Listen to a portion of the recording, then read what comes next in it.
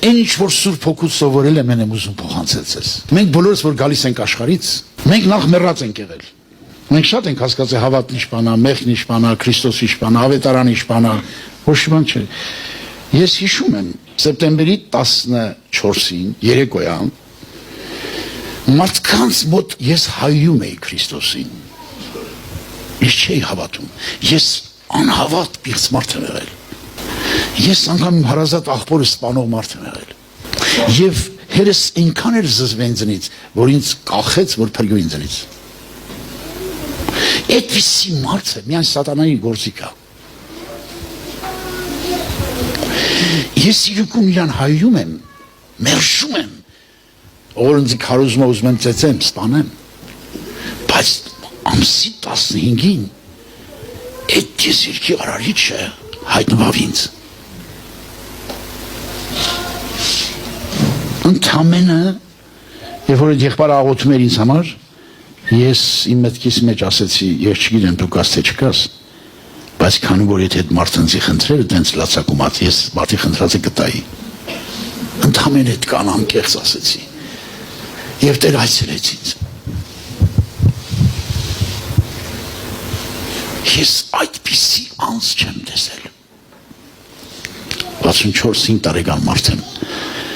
Այդ մեկ այցելությունը ինձ սարքեց հավատացյալ։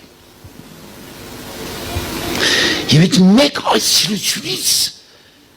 ես հասկացա ով անա, ով ամարդը։ Եվ այդ օրվանից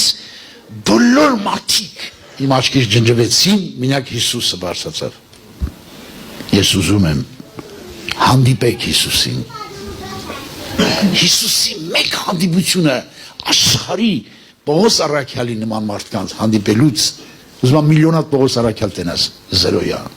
բայց Հիսուսի մեկ հանդիպումից դու շատ բան կիմանաս մի բան, որ ամբողջ աշխարհի քարոզիչներ չեն կարող հասկացնել։ Ես հիշում եմ, ինչ որ Աստված ինձ սորս է, ես մեր գյուղում մի հատ մեծ եկեղեցի պաշտամունքի տեղ եմ սարքել, մի 1000 հոգի մարդ տեղավորում եմ։ Շատ է զբաղված այդ շինարարչով։ Տերը խոսեց հետս, ասեց, ես քեզ չեմ կանչել, որ դու միայն դրանով զբաղվես, ես կանչել եմ, որ դու կենդանի քար լինես եւ կենդանի քարեր պատրաստես երկնային Երուսաղեմի համար։ Ես դառնացա։ Ես հասկացա, որ ես չեմ եկել հավատքին, երկրագնդի վրա որևէ տեղ գրավելու, եկել եմ հավատքի, երկնային Երուսաղեմի քար լինելու, փառավորվի Տերը։ Ձեզ Աստված հրավիրել ինչի, երկնային Երուսաղեմի, այսինքն հարս եկեղեցու մեջ, քո տեղը ունենաս, փառավորվի նրան։ Դրա համար նա չի վճարել ոսկի արծաթ, նա իր հրեշտակներին չուղարկել, որ խաչվեն քո համար, ինքն այ չէ երկնքից, որտեվ երբ որ ես տեսել եմ ոնց եմ խաչում Հիսուսին, նա իր այրնով ա գնե այդ եկեղեցին, նա իր այրանքին ա վճարել, որպես կար, եւ նա ուզում ա մենք հավատքի հասնենք, հավատքի հասնել նշանակում ա, ինչպես եղբայրները կարդացին, ով ունեմ ես երկնքում, երկրի վրա քեզնից բացի ուրիշ բան չեմ ուզում։ Քանի հավատքը սրան չի եկե հասե, դու հավատքի մեջ դեռ կաղում ես։ Մի մտածեք, որ այդ հարցերը շատ դժվար է։ Դժվար է ում համար։ Աստծո խոսքին չընդունողների համար։ Աստծո խոսքի առաջ չխոնարհվողների համար շատ դժվար է։ Իրանց փառքի դեմ չպատերազմողների համար։ Հիսուս ասել է, ուզում ես իմ հետևից գաս, շատ պարզ է, պարզ չի խոսած է, Հիսուս այնքան պարզ է խոսած է, աշխարհի ամենաանգրագետ մարդ հասկանում է։ Ես հիշում եմ, 21 տարեկան նոր հավատք եկա, մի հատ Նոյեմ տատիկ ունեինք, 104 տարեկան էր։ Նա ավելի ուժեղ հավատք ուներ, քան թե մեր բոլոր ուսանող հավատացյալներս։ Բայց նա տարեր չէր ճանաչում, սուգիկ չգիտեր։ Նա հավատում էր լսածը, ինչ որ խոսում են եղբայրները։ Նա այնքան ուժեղ էր հավատում, որ այդ հավատքը մտել իր սիրտը, Այդ հավատք իր ներսը սարքել էր պարաթող։ Եվ ինքը միան իրան ասում էր. աշխարհի ամենավատկինը ես եմ։ Ինձնից վատկին չկա։ Ասում ես տատիկը սխալ է խոսում։ Այս տատիկը չի հասկանում ինչ է խոսում, ինքը սուրբ է։ Ես 6 տարի համալսարան սովորող ավարտած մարդ ես, 6 տարի լաց է աղոթել եմ նոր հասկացեմ, թե տատիկն ինչ ասում։ Ես մի վկայություն կանեմ ձեզ, որ խոսքը ավելի զորություն ունի, քան թե քո կյանքը։ Ես դա ապրած եմ ասում։ Մարդը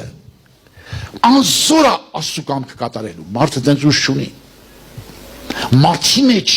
բացի Աստծուն հակառակվելուց ուրիշ հատկություն չկա մարդի մեջ։ Մարդը տենց լավ հատկություն չունի։ Հիմնայք սիրելեր,